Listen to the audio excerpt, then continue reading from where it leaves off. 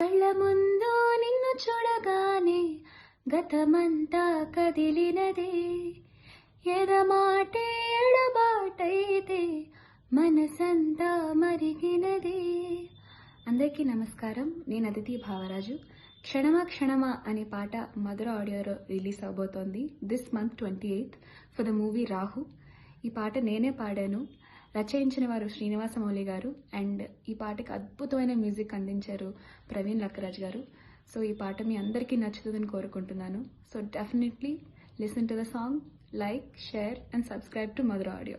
కళ్ళ ముందు నిన్ను చూడగానే గతమంతా కదిలినదే, ఎదమాటే ఎడబాటైతే మనసంతా మరిగినదే. అందరికీ నమస్కారం. నేను అదితి భావరాజు.